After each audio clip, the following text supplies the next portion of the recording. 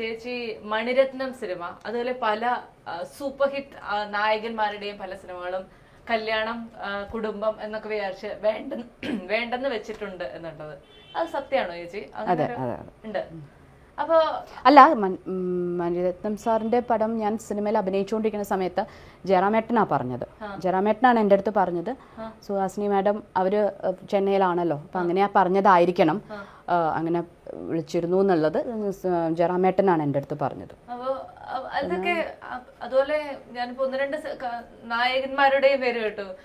രജനീകാന്ത് സാറിന്റെ സിനിമ ബാബ, ഇങ്ങനെയൊക്കെയുള്ള ഇത്രയും വലിയ സിനിമകളൊക്കെ വേണ്ടെന്ന് വെക്കുന്നത് എപ്പോഴെങ്കിലും ചേച്ചിക്ക് ഒരു നഷ്ടബോധം തോന്നിയിട്ടുണ്ടോ? ഒരിക്കലും ഇല്ല, ഒട്ടും ഇതുവരെയും ഇല്ല. കാരണം ഞാൻ ആ എടുത്ത തീരുമാനം എടുക്കേണ്ടത് തന്നെ ആയിരുന്നു. കാരണം എനിക്ക് ഞാനിങ്ങനെ ഒരു എന്താ പറയുക, ഒരു പേരോ പ്രശസ്തി അല്ലെങ്കിൽ പൈസ അങ്ങനെയൊന്നും കണ്ട് പെട്ടെന്ന് ഞാൻ മറക്കില്ല. എനിക്ക് അങ്ങനെ പറ്റില്ല. എനിക്ക് എൻ്റെ ഉള്ളിൽ ചില വാല്യൂസും ചില എത്തിക്സും ഉണ്ട്, അതിൽ ഞാൻ പിടിച്ചു വെക്കും. അത് ചിലപ്പോൾ ഒരു ചീത്ത സ്വഭാവമായിരിക്കാം, പക്ഷേ ചിലപ്പോൾ അത് എനിക്ക് തോന്നും അതിൽ ഞാൻ ഓക്കെയാണ്. പിന്നെ ഇത്രയും വർഷം കഴിഞ്ഞ് ചിലപ്പോൾ ആ സമയത്തുള്ളൊരു ഇമേച്യൂരിറ്റി ആയിരിക്കാം.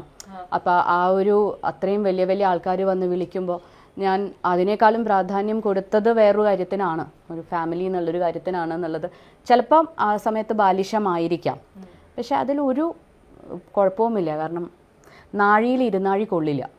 നാഴിയിൽ പിന്നെ എത്ര നമ്മൾ നെല്ലിട്ടാലും അതിൽ നാഴി തന്നെ കൊള്ളുള്ളൂ. അപ്പം എനിക്ക് കിട്ടേണ്ടത് കിട്ടിയിട്ടുണ്ട്, എനിക്ക് കിട്ടേണ്ടത് കിട്ടുകയും ചെയ്യും. അത് എത്ര വേണ്ട വെച്ചാലും ഭാവിയിൽ അത് കിട്ടും. ചേച്ചിയുടെ ഒത്തിരി യോഗ പോസ്റ്റേഴ്സ് ഒക്കെ ഫോട്ടോസ് ഞങ്ങൾ കണ്ടിട്ടുണ്ട്. നേരിട്ട് 1-2 പോസ്റ്റേഴ്സ് കാണിച്ചു. അയ്യോ, അത് വേണ്ട. എങ്കിൽ എന്നെ 2 പോസ്റ്റർ പഠിപ്പിച്ചു തരും. കണ്ട വളരെ ഫ്ലെക്സിബിൾ ആയിരിക്കുന്നെങ്കിലും ഒറ്റ ഫ്ലെക്സിബിലിറ്റി ഇല്ലാത്ത ഒരാളാണ് ഞാൻ. അതിനു വേണ്ടിയിട്ടാണ് ഞാൻ ഇങ്ങനത്തെ